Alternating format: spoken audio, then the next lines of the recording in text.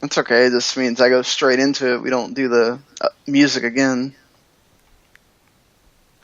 5, 4, 3, 2, 1. Welcome, everybody, to the W2M RAW review for August 29th, 2016. And here we are, ready to talk some Monday Night Raw. Some big things happened. A champion was crowned in this episode. We're going to get into all that and more. And hey, just to let everybody know, the way to find us anytime you want to find us, go to the W2M network. It's very easy. One click and you can get all the podcasts we do. Not only do we do a Raw review, we do a SmackDown review as well. So, man, maybe you're a fan of SmackDown Live and you just, man, I really would like to hear that. Go check us out. We're on that. Plus, we do a regular Wrestling to the Max episode, Part 1 and Part 2. They're both on the download for you guys every Tuesday morning and, of course, Friday morning for you guys. So, yeah, go check out the W2M Network. Go check us out there and a lot of other great shows. But now it's time to talk some Monday Night Raw. Yeah, and this week's Monday Night Raw, not too far from you guys over there. About 4 hours away in Houston, Texas, and SmackDown. That Paul and I will be talking about on Tuesday is in Dallas. So, surprised you guys aren't wanting to go or something. I would mind going, but I'm saving up for a trip. I understand that. Well, plus I think when they first announced that was before the brand split, so you didn't know who was going to be on the show. And that was pretty much it. It's SmackDown. Whatever. Although now I kind of wish I was going just to see the Miz yell in Daniel Bryan's face again. Yeah, they get to deal with that confrontation when we get to it. But there was plenty to talk about on this edition of Raw. Honestly, of course, they were building up to the big title coronation, match, which was all of a sudden changed on the pre-show to elimination match. It was not a fatal four-way. I'm glad somebody figured out that they just had fatal four-ways not too long ago. So that's nice that they did this. And so they start out with a little talking segment to sort of promote that, get everybody clued in. And to me, Kevin Owens was sort of the star of this. He kind of made fun of the concept initially, and then he rolled with it. Everybody got a little bit of a moment here, and then went into a scuffle, as you would expect. I mean, what do you think of this little opening segment to start the show? Not bad. I mean, it was okay. Like you said, Kevin Owens was kind of the guy in this, and I like Kevin Owens a lot. So it was very easy to get through. At times, I was just kind of like, all right, let's get this thing done. But at the most part, Kevin Owens is pretty entertaining. So I didn't hate it. It was good. I love that he was like, "Oh, you want us to be all nice to each other? This is not what this is." Okay, like, oh. That's great, and then he called out everybody. I love it. Mm-hmm. Yeah, it was definitely something that, if you're a big Kevin Owens fan, once again, you're going to love this. And if you're not, you're probably going to be like, I wish, Seth Rollins would have got more time. Or why didn't Big Cass get to say, how you doing 5 times? That didn't happen, really. It was more about the Kevin Owens show. And sorry. Go, John. No, you're good. Damn it. I forgot at least they didn't have Roman talk, which is good, and just the Corey Graves I thought didn't sort of make it about him either, so that was good too. Mm-hmm. I think the nice thing from everything I'm reading is that this was short. It was under 10 minutes. When was the last time that happened? Yeah. Yeah. Totally true. I mean, they tend to drag these things on, especially the opening segment. So I totally agree. That was the nice part about it being short. Oh, that was what it was. The Kevin Owens, basically all he does is put his hand and laugh when he's about to talk about Roman and the crowd boos. Like, he actually laughs at the fact that the crowd is booing, almost like, look at this. It's great. And I love the fact, too, that the crowd, you know, he was sort of downplaying Big Cass, and then the crowd gets really into the how you doing and everything, and it sort of like surprises them, like, oh man, okay, they're really behind Big Cass here. So they, aside from that, they have little hype videos for all the guys, which I thought was a nice touch. You know, some of them are sort of them saying things we've heard them say before, but it's still good that each one of them got their little time. Rollins gets a little backstage segment with Stephanie where he kind of promises that they're all going to party again and it's going to be like old times and this is going to be their biggest moment and everything. And then you get to the match. And boy, was there a lot going on in this match. They tried to hype up the Battle of the Big Men. When you had 4 people in there, I didn't think that worked out so well every time they tried to do it. Once Cass got eliminated, there was a lot more organization going on. You still had, it's still a very much like a, you know, very triple threat rules. If somebody goes out, we're gonna wrestle. This 2-man duel is gonna go on, and I think you only had one triple spot where you had the Tower of Doom once, and then of course you have the big, great TV moment with Triple H coming out and pedigreeing not only Roman Reigns, but also Seth Rollins, and basically giving Kevin Owens the WWE Universal Champion. Kevin Owens is the champion. We all wanted it. We got it. How do you feel about how it was done? You know, at first I wasn't sure what to think because, you know, we had a pretty decent match to start out. Big Cass is the first one eliminated. It wasn't too big of a surprise. Being kind of the odd man out when it comes to people kind of understanding that this guy's a part of a tag team. He is a main player at this moment, but at the same time, the 3 other guys have been stars and big stars on this show. So you definitely see these guys moving on. The fact that these guys, you know, false finishes several times between each other, between Roman Reigns, Seth Rollins, and of course Kevin Owens. So I got that. That was kind of a stalemate for a little while, but it was enjoyable for the most part. I really did, you know, like it. I like the fact that, man, I just honestly kept waiting on the edge of my seat. Okay, who's going to finally get the pin on Rollins, or is Kevin Owens going to be pinned next? So saying all that, I mean, I thought it was pretty well done. I hated Roman Reigns, the Superman punch fest. I mean, I think that's a little overdone, especially in watching this. I get it; it's his thing. Man, I felt like I was watching somebody play in, WWE 2K17, just because that's the only move they knew how to do on the game was God, Superman yeah, punch. it's like he saved up a bunch of finishers and just spanned them all at once. Like every counter was Superman punch. I mean, they look cool, except for the Owens one. That kind of looked weird, but you know, it looked cool, but it was just kind of like, man, is he really limited, or they just really want this move to get over? Yeah, exactly, and that was my biggest problem. To me, in this situation, less is more. Roman Reigns, understand that Superman punch is special. You're knocking guys out with that. Don't just come in here and use it, because now it looks like it's not very powerful. I don't worry about the Superman punch anymore because he just used it 15 times and no one got counted 3 for it. So going past that, I mean, I think the Triple H thing was a big surprise. I was wondering where they were going. The Roman Reigns thing is no surprise. They have a history. When it got to the Seth Rollins part, I was a little bit more shocked. I was kind of like, oh, wow, are we going to see babyface Seth Rollins? Is where this is going? I don't know. But what's cool about this is, at the end of the day, Triple H has got Kevin Owens' hand raised, and he, of course, he wins this Universal title. And I'm glad. I'm excited for Kevin Owens. Is it going to be kind of, funny to see that his first Universal Championship is by, Triple H helping him? No, not really. It's not a big deal. He's a heel. So I think it all worked out in the end, and I actually like this finale. I think when you look at the booking of all of this is really smart, because ultimately the goal for Raw since the brand split has been to make new stars. They did it with Finn, running up through the tournament. He wins the big match at SummerSlam. You have a new guy to work with.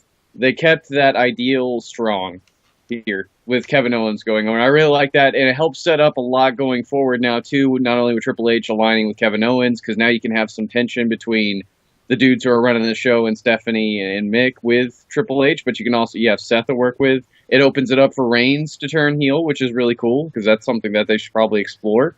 And then Kevin Owens is a guy can carry promos, he can carry matches. He is the guy you want in that top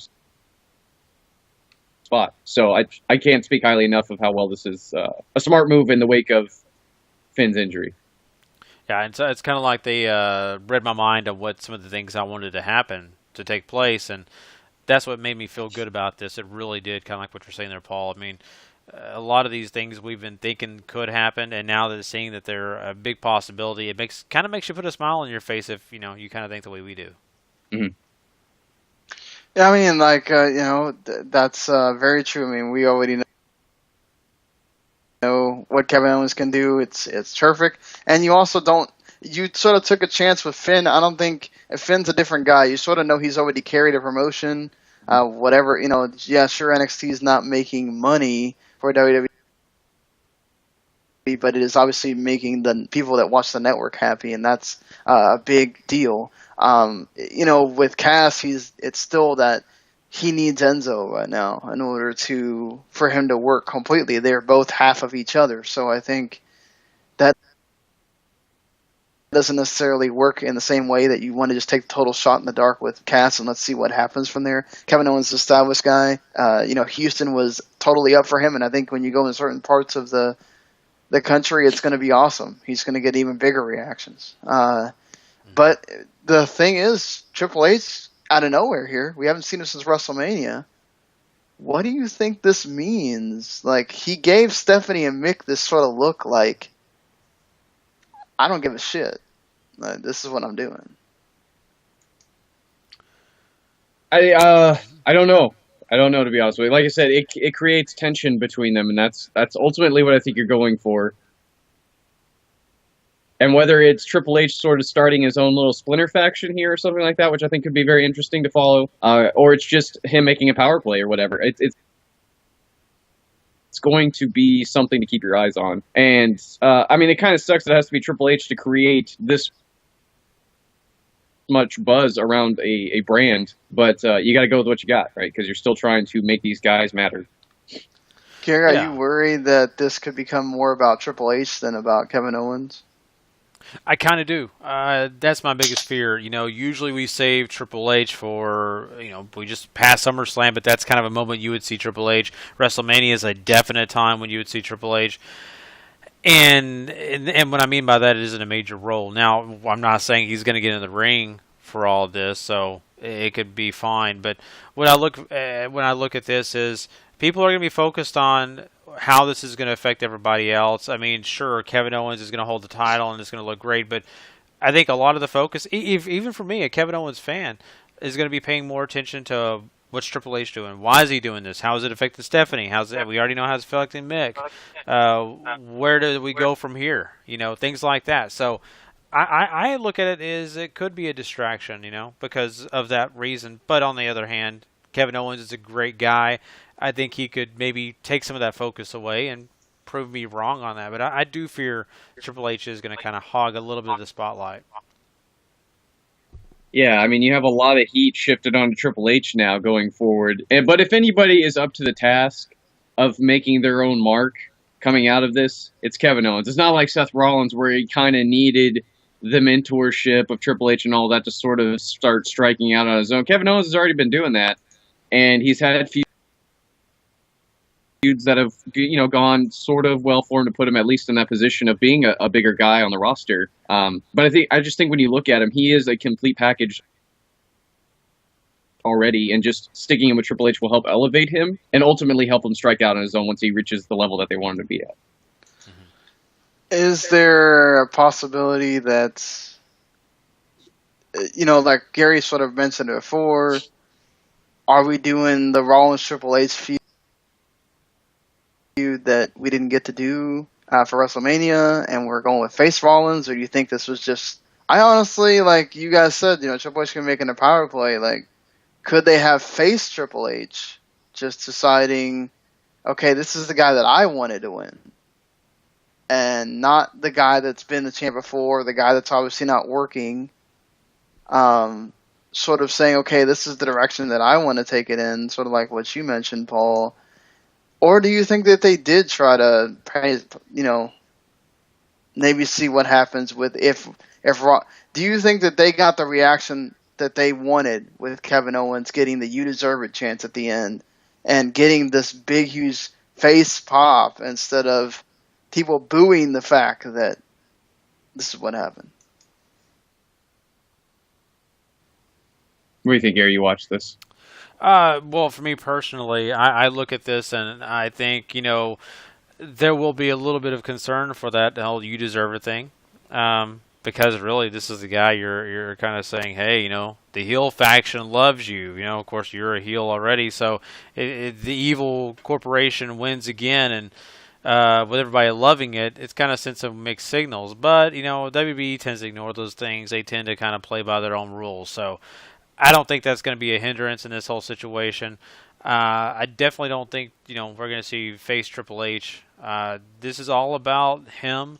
I really feel like even Stephanie, with her being dumbfounded about this whole thing, I think it's going to come down to him explaining why he thinks this should have happened. I don't think it's going to cause a major rift between him and Stephanie, but I think it's going to cause a situation where Stephanie doesn't agree with him completely, and you're going to have Mick Foley having that power struggle with Triple H and Stephanie stuck in the middle, which is going to be kind of interesting, actually. I kind of like that. I kind of like that dynamic. But, when it comes to the fans and all that, they're going to react how they're going to react. And WB is just going to play by their own rules. So I don't worry about that reaction. I don't think they're worried about that reaction either. Honestly, what this is face it. What it hopefully should be is face Seth Rollins, heel Kevin Owens, and that's where you're going with this, because there's so many easy ways for Triple H to explain exactly why he did what he did. Seth gets injured, Seth loses the championship, he proves that he's not the guy he thinks he is, and now he's going with somebody who thinks he can be that guy, and Kevin Owens. It's an easy storyline that works really well into their wheelhouse right now, what they're trying to do, that plays off of reality, that lets them sort of take snippets of what they want and put it into stories. Yeah, you're right. And, what I'm kind of looking at this whole thing, too, I'm saying, this is a big deal because of the reason there was such a big backlash with the title look and all that stuff. There was so much negativity aimed towards the Raw brand. And I think this is a way, and maybe not hot-shotting it, but in a way to do their best to get some of that attention away from the belt itself, to get us some of the attention to, this guy's a fan favorite. Kevin Owens is a guy that people like. It was obvious with the reaction. It's obvious when you look online with the IWC. And I think that, this is just another way for them to find a path to, let's focus on the fact that, we have our own new brand. This is a new title. Let's ignore all the rest. Let's focus on the characters involved. And I think that they did a good job of it, because I don't think anyone tonight was sitting there talking about Kevin Owens holding an ugly belt. I think people were just talking about Kevin Owens, talking about Triple H. That's all they cared about. I mean, actually, after looking at the belt, it doesn't look so bad. Maybe it's just not having to think about it. Maybe it's just the fact that it's new. I don't really think about the belt so much anymore. I don't hate it. I don't think it's my favorite looking belt in the world at all. I don't hate it. I still kind of think they could have done a better job. They have so much money they can put into these things. Kind of surprised what they got out of it, but that's it's their money. They spend it how they wanted to spend it. Yeah, that's a very true statement there. It's all about how you want to spend your money. So we go from this thing that eventually involves Stephanie and Mick Foley and everything to another segment that had Stephanie front and center here, with Paul Heyman taking a long time to give an apology to Stephanie about the $500 fine and about what Lesnar did to Randy Orton and Shane McMahon on SummerSlam. Heyman brings up all the stuff that Stephanie is eventually going to be the heir, and that she's going to be the one that has to answer to the boardroom and all this other stuff. And eventually just for him to say, I'm sorry. I thought this was okay. I mean, it's you get Paul being Paul and Stephanie being Stephanie. And that's not a bad thing. No, it's not. And when you're talking about Paul being Paul, Paul Heyman is one of the best talkers in wrestling. Just period. Maybe even outside of wrestling, this guy is just totally amazing. But saying all that, you know what you're getting out of him. You got what you got out of him tonight, which is great. I loved the him counting out the money in dollar bills, counting down $500. That was hilarious. I laughed. Heck, I even pointed it out to my wife, who isn't a wrestling fan. I said, this is hilarious. You got to see this. And saying that, I think what you got out of this is, Brock Lesnar, we all know, is very brash. Doesn't care what anybody thinks. Paul Heyman kind of exudes that because of his client. And it does take a long time, but in the end, he does kind of bow down to Stephanie McMahon a little bit while throwing insults. He still throws insults at her. At the end of the day, though, he does the apology, and she accepts it because he throws insults, but then he kisses her butt at the same time. And the insult that I thought was interesting on my part, maybe it's controversial, but him saying that, she was part of, this whole women's thing. I can't remember exactly the phrasing. Basically downplaying her as a woman in the industry, being professional and successful, and she basically says that she is a part of the women's revolution. That's what it's called. She's the face and all this kind of stuff. I did not really agree with all that. I think they trying to push Stephanie too hard on that. We all, from my perspective, that whole thing was built by hardworking wrestlers who were not a part of this company. They were all indie wrestlers coming in and making it important, and that was the beginning of it. I kind of hate that Stephanie gets thrown in there just to throw her in there. I kind of feel like it's, hey, I'm popular too. I make money. Well, she might have started the conversation backstage. We don't know that. That's true. We don't know that, but we know her husband is a big player in that. And, they are a couple, but I just think that Triple H is maybe a bigger part of that. That's just my personal opinion. But anyway, at the end of the day, this was a good segment. It was kind of funny. The end kind of fell flat for me, though, just because he was kissing up and all that, and she just kind of says, "I accept," drops mic, gone.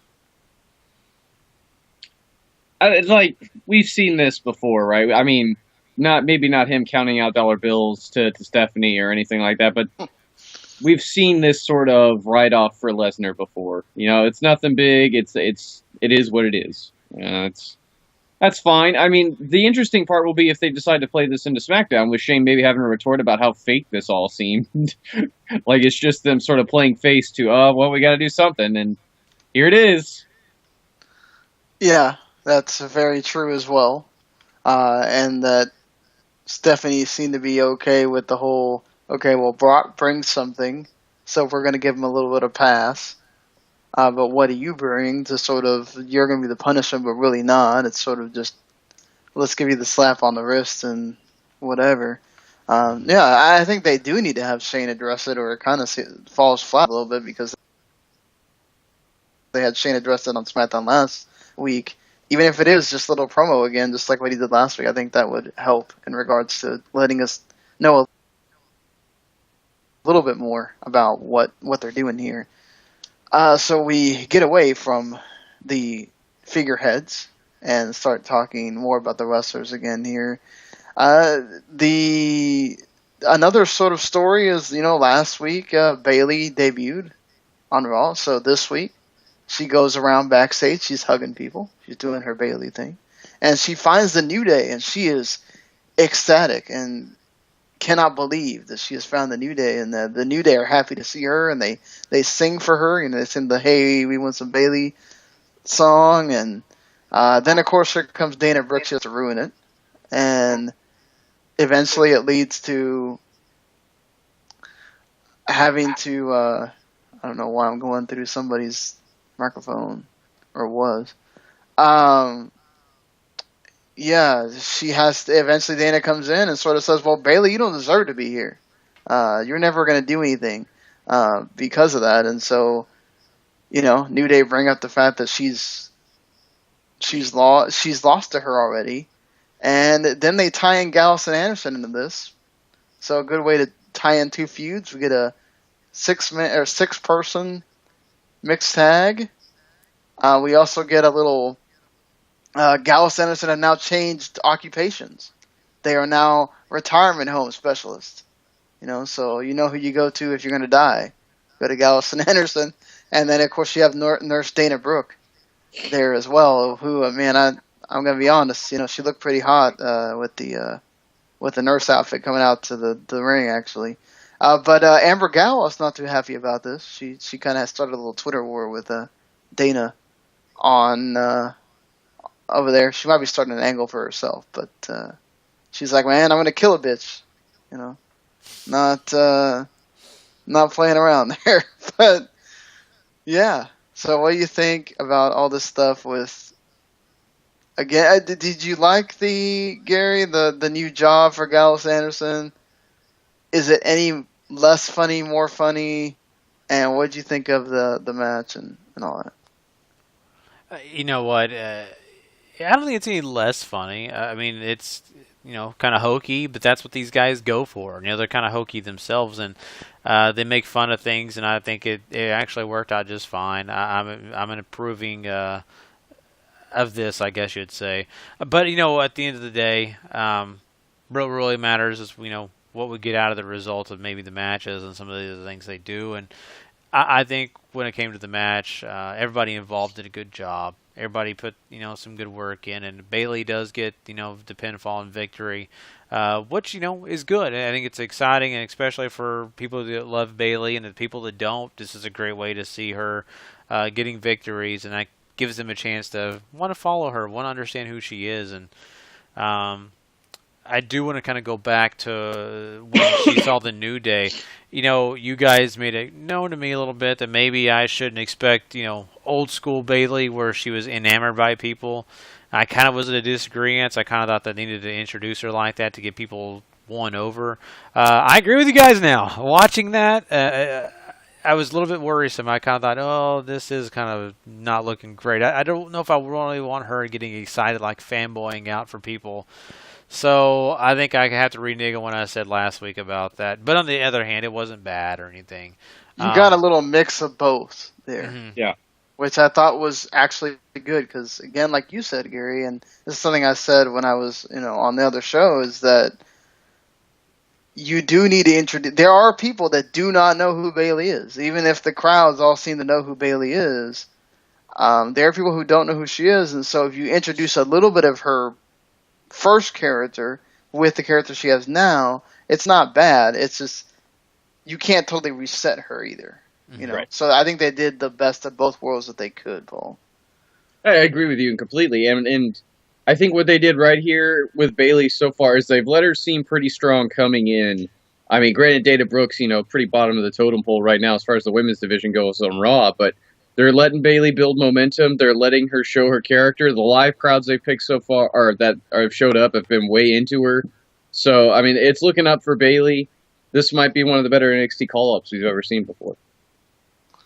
And, I thought Charlotte on commentary was actually, she didn't interject much, Gary, but she added.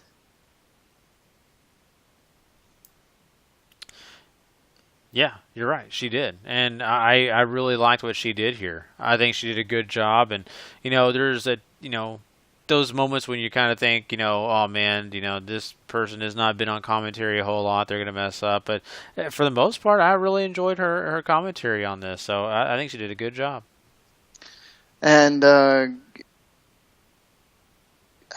enjoyed the match. I thought it built well to the Bayley getting the big hot tag and people wanting Bayley to come in and everything. But once again, Gallus Anderson looks secondary here. They did not. New Day got a ton of offense, and normally you don't see the faces get so much offense. A lot of times it's the heels, doing the face and peril thing and all that stuff. It felt like New Day were almost dominant here.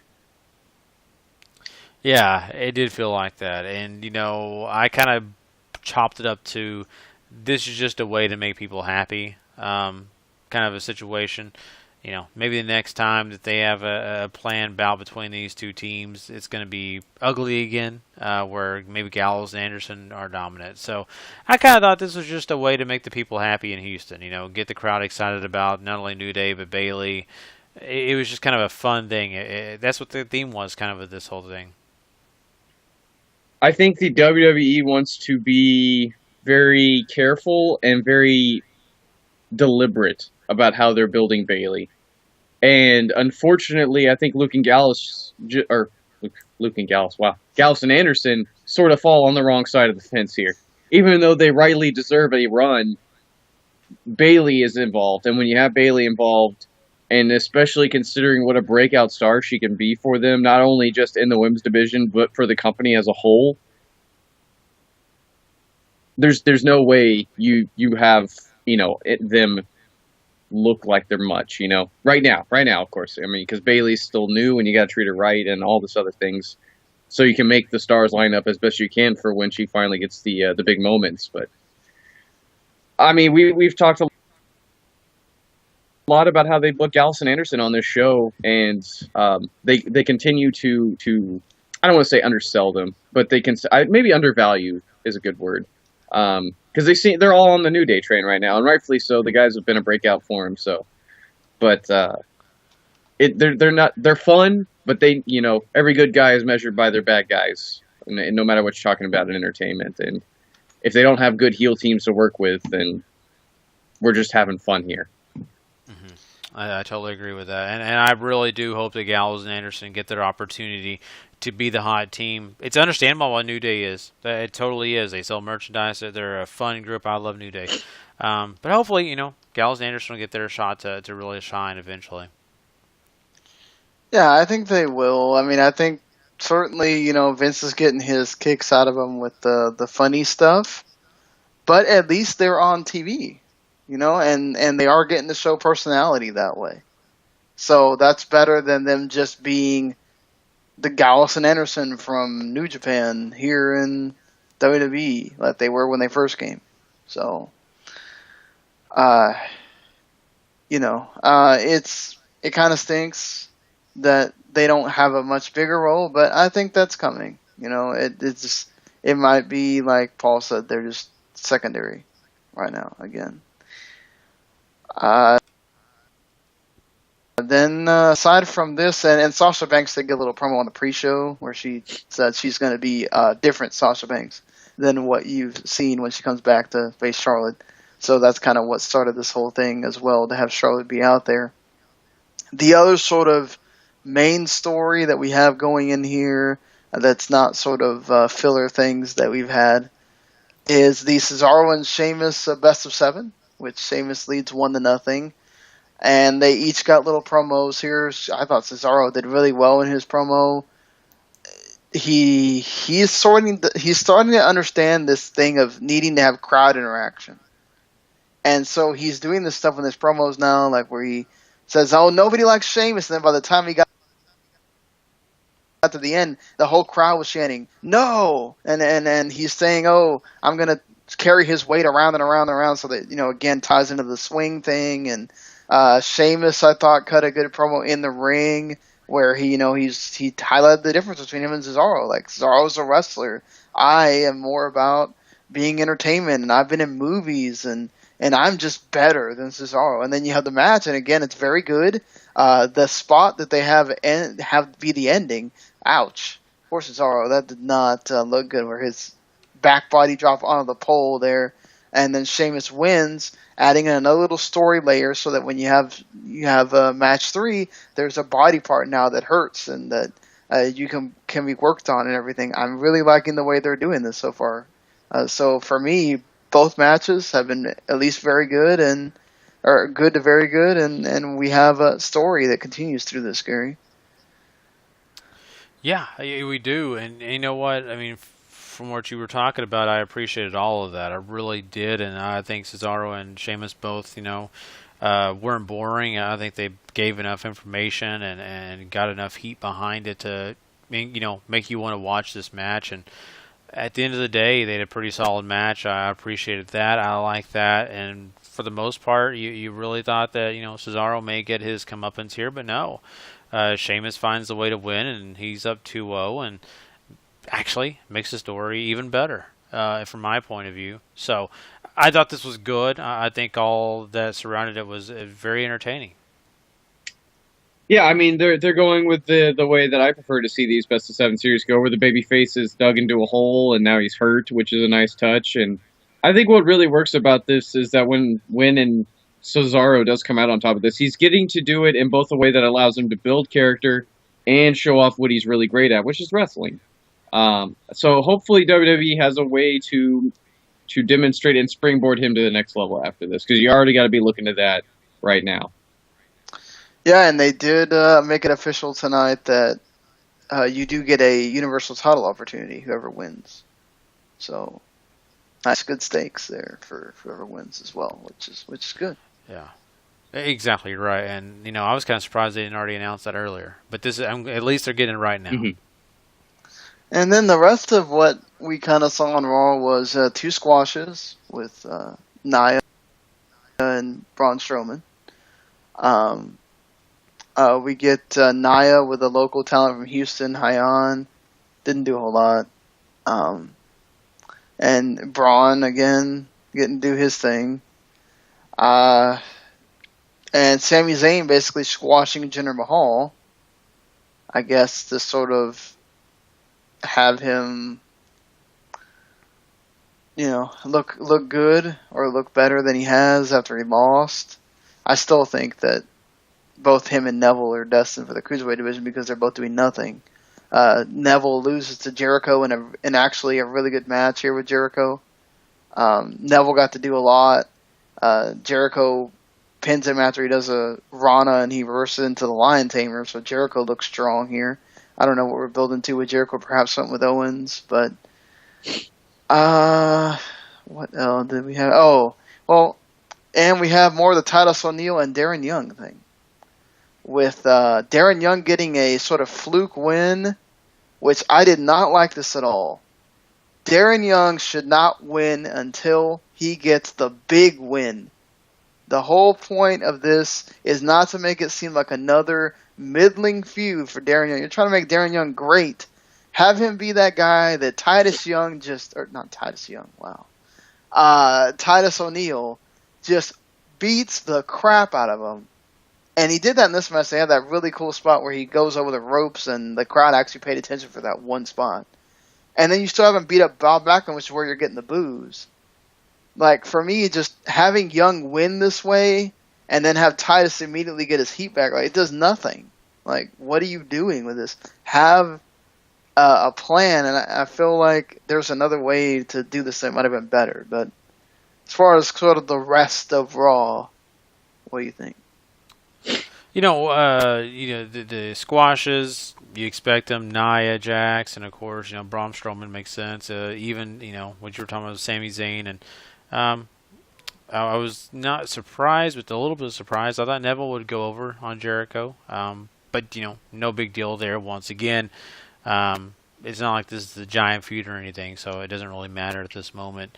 But what I will say is, you're right on the Darren Young thing. I think that, we got to find a reason to really care about this, right? And right now, the only motivation to even care about this feud is these guys were tag team partners, and one's a bad guy now, taking out his tag team partner, and it just kind of seems unfair.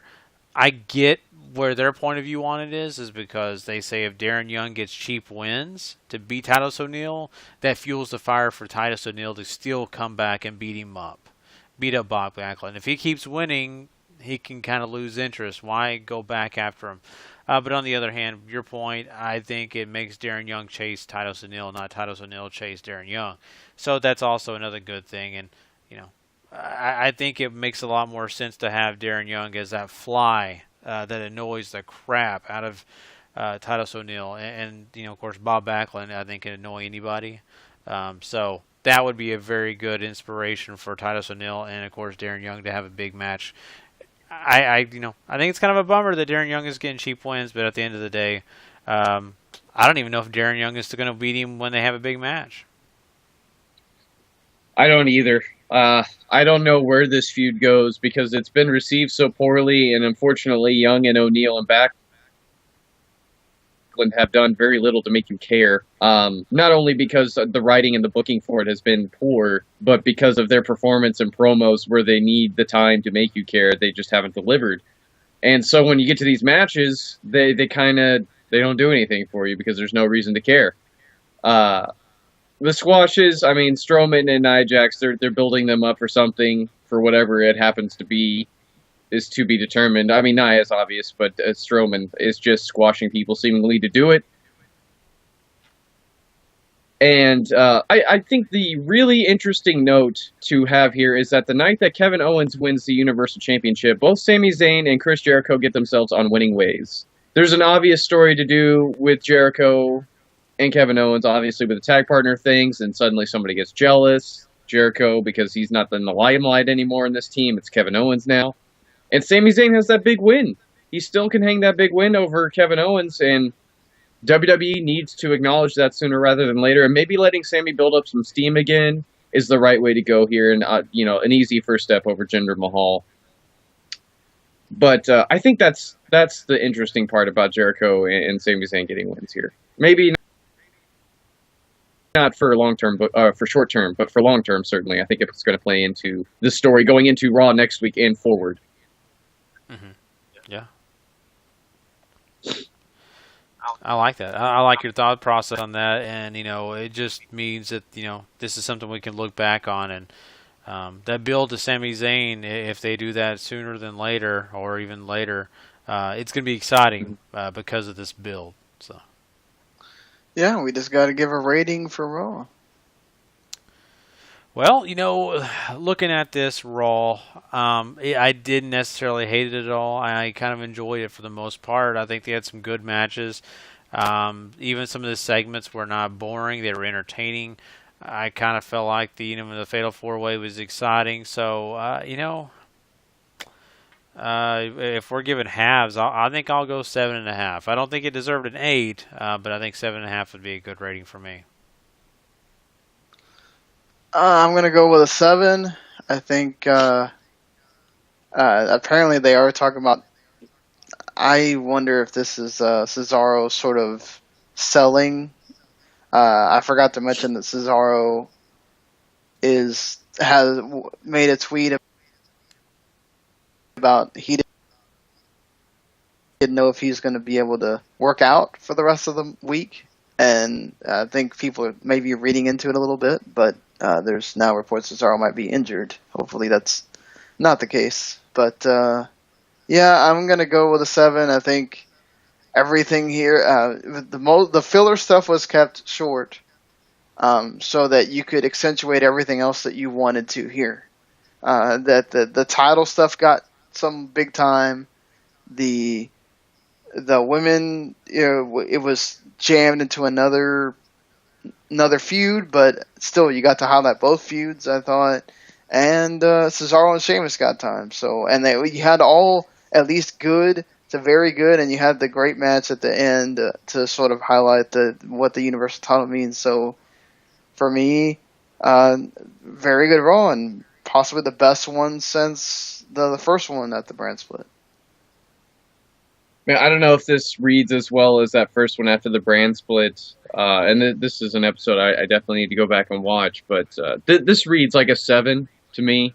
It's above average. It seems quite good going head to foot. I mean, a lot of people are reading the main event was a really good match, and then I'm always down for Sheamus and Cesaro beating each other up for 10 minutes, and everything else seems to play off really well here. So happy to actually be watching Raw this week. Yeah, it's worth watching. Yeah, finally. So there you go, guys. That is our Raw review for this week. We appreciate everybody who's joined us this week. Of course, if you want to go find out some other information about the world of wrestling, come join us for part 1 of Wrestling to the Max this week. That'll be episode 210. We are looking forward to doing that, and of course, we'll be doing the SmackDown Live review. That'll be on Tuesday, tomorrow. And of course, if you're listening to this on the download, or maybe you're watching this on Tuesday tonight. And of course, we also have part 2 of W2M that'll be on Friday morning for you to download. So you guys need to go check those things out. Of course, the W2M network. Once again, go subscribe if you're not subscribed. Lots of great podcasts, lots of wrestling, lots of football, video games, just everything under the sun for you guys to go enjoy. Go check it out. So besides that, we are out of here, and we will catch you guys down the road. So for myself, for Paul and Sean, if you're not living life to the max, not living life at all. You know it. Peace. Later.